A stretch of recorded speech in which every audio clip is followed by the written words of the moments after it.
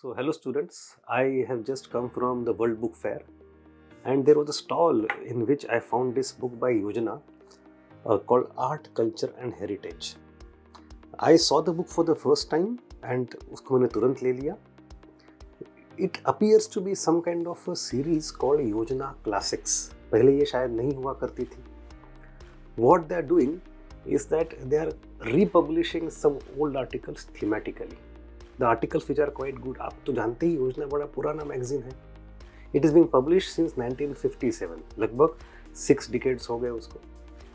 And in that they have published lots of good articles जो कि आज भी relevant है. It's like treasure trove of a very good kind of knowledge. तो अब इन्होंने क्या किया है, कुछ thematically articles choose करके, तो I think this was the first issue perhaps, art, culture and heritage. So when I looked inside the book, what I found कि इन्होंने आर्टिकल्स को डिवाइड किया है इन 5 थीम्स.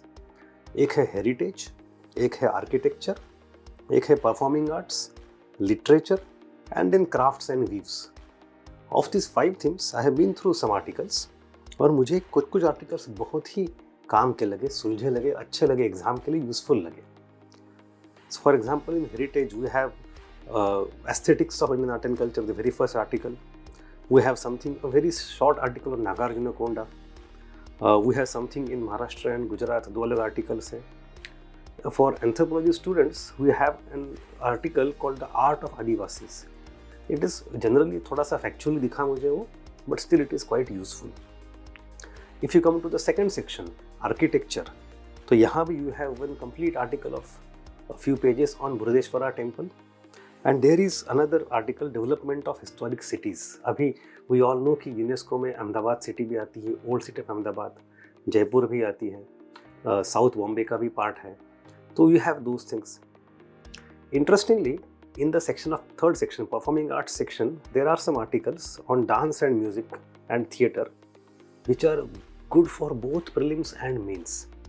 प्री के लिए तो नॉर्मल सी different types of puppet वगैरह वगैरह है, puppetry वगैरह.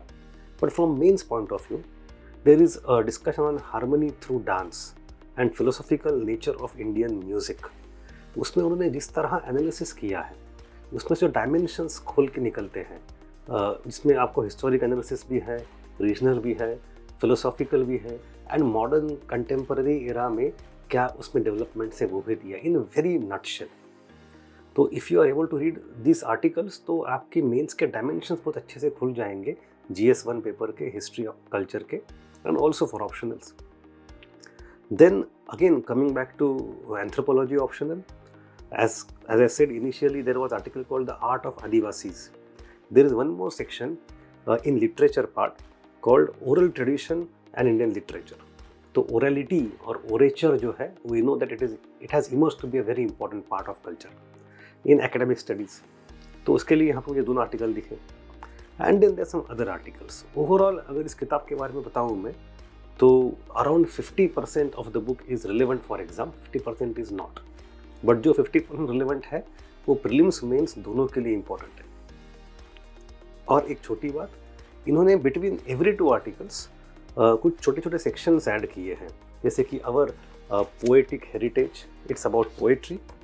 It is not that useful for exam, but और 2 सेक्शंस आते हैं. एक होता है कैलिडोस्कोप, ये थोड़ा सा एथनिक आइडिया के बारे में बताता है. They are good points there, regional practices, cultural practices.